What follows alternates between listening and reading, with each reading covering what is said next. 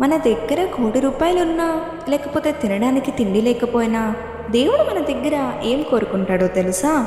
మీరు వినే ఉంటారు. కృష్ణుడు దుర్యోధనుడు పెట్టిన రాజవైభవాన్ని వదిలేసి మినిస్టర్ అయిన విదురుడి ఇంటికెళ్ళి అరటి తొక్కలు తిన్నారని. అసలు ఎందుకలా చేశారు?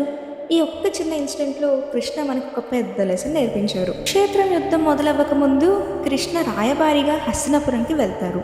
అక్కడ దుర్యోధనుడు కృష్ణుడి కోసం ఎంతో హడావుడి చేస్తాడు.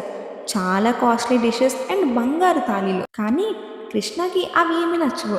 సింపుల్గా నాకు ఆకలిగా లేదని చెప్పి అక్కడి నుంచి వెళ్ళిపోతారు. కృష్ణ ఎక్కడికి వెళ్ళాడో తెలుసా? మినిస్టర్ అయిన విదురుడి ఇంటికి వెళ్ళాడు. విదురుడు ఒక మినిస్టర్ మాత్రమే కాదు, కృష్ణుడికి ఒక గొప్ప భక్తుడు కూడా.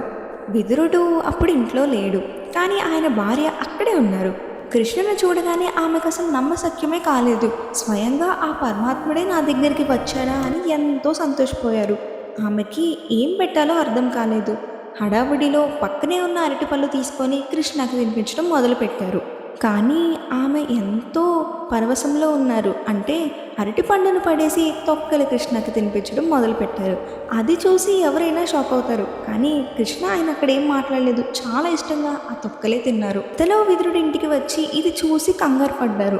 ఏం చేస్తున్నావు? స్వామికి అరటిపండులు తినిపిస్తున్నావు ఏంటి అని ఆమెను తిట్టారు.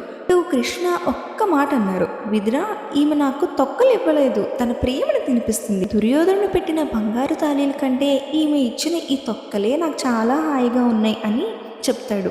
ఆ ప్రేమ ఉంటే చాలు, నేను ఏదైనా తింటాను అంటాడు. సో దీన్ని బట్టి మనకి ఏమర్థమైంది? మనం దేవుడికి ఏమి ఇస్తున్నాం అనేది కాదు, ఎలా ఇస్తున్నాం అనేది ఇంపార్టెంట్. మన దగ్గర ఉన్న ప్రేమ, నమ్మకం, ఇవే కృష్ణుడికి చాలా ఇష్టం.